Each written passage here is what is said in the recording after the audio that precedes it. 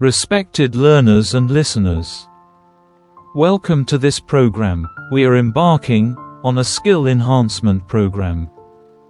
This program focuses on a skill that is highly relevant to the times we live in. That is, English speaking. While it is true that almost everyone knows English, it is equally true that it is difficult to find someone who knows English correctly. We have reached a point where the English we speak is often not recognized as proper English by native speakers of the language. This has occurred due to certain misconceptions about the language that have become ingrained in our system.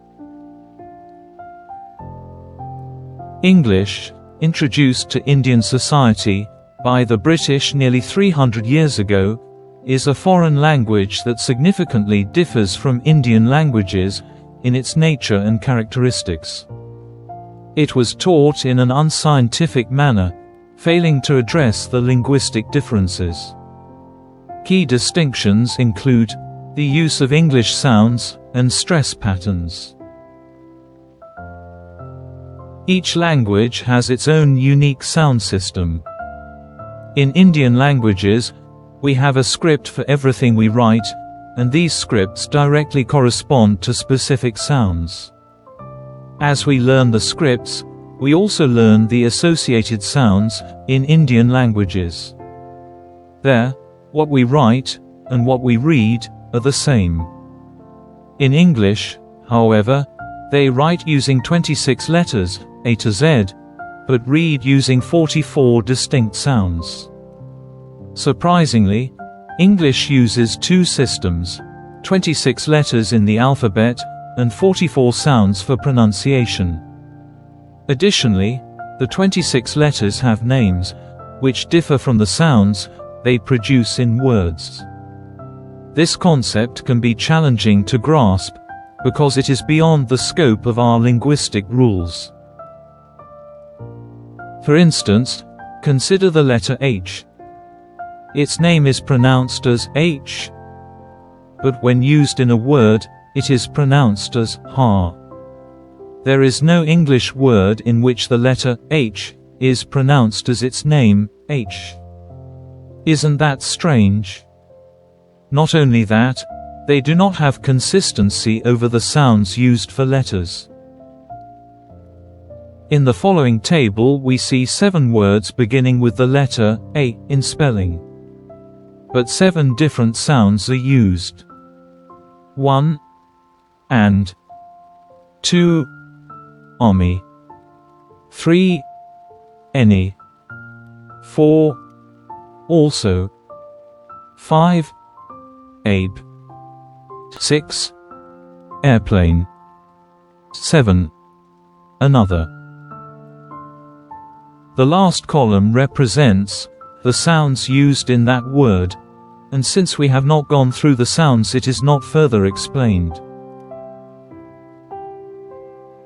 Such intricacies made learning English particularly challenging in its initial stages. Moreover, we began speaking English words substituting vernacular sounds in place of English sounds. Unfortunately, these errors were not corrected or addressed during the early stages of language acquisition. Over time, these incorrect usages became deeply ingrained in our system, making them resistant to change. Today, however, the significance of English has risen dramatically. English has grown to become the global language spoken in more countries than any other. Of the nearly 200 countries in the world, over 100 have incorporated English into their school curricula. These countries teach their students to speak English on par with native speakers, emphasizing proper pronunciation as standardized since 1917. Though this standardized pronunciation is accessible in any standard dictionary, very few Indians have mastered that correctly shows our attitude towards that. While others are mastering the language, we risk continuing to adhere to traditional but flawed practices, what some might call ugly English. This poses a challenge for Indian students competing internationally, particularly in the global job market where incorrect English may become a disadvantage. Let us see the frame on criteria for standard Indian English speech. It is worth noting because nobody seems to have precisely set the standard like this. Criteria for standard Indian English speech. Finally, we propose a 2-point criterion for standard English speech in India. First, it must be free from the phonetic interference of Indian languages. Freedom from phonetic interference means learning to use all the 24 consonants, 12 vowels and 8 vowel glides of English and not substituting nearest equivalents from Indian languages. Secondly, English speech by Indians must be stress-timed, and not syllable-timed. Indian languages are syllable-timed, which means each syllable is given equal prominence. Stress timing, on the other hand, refers to varying degrees of prominence given to different syllables in a word. In English, some syllables are more prominently emphasized than others.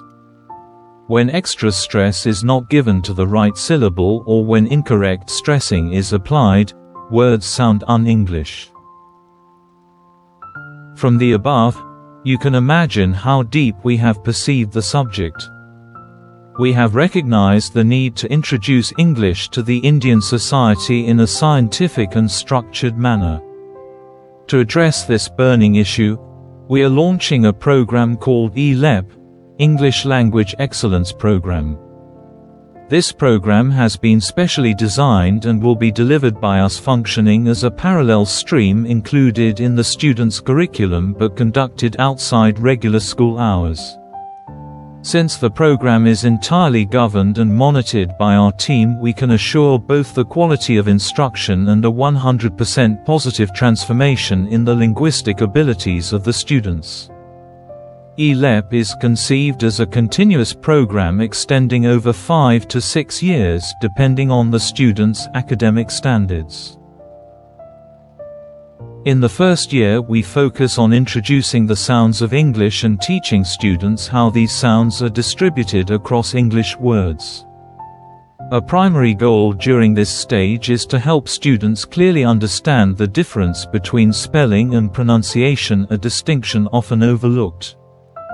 From the second year onward, the program expands to cover essential areas such as dialogue delivery, stress patterns, pause patterns, overall intonation in conversation, fluency development, and vocabulary building.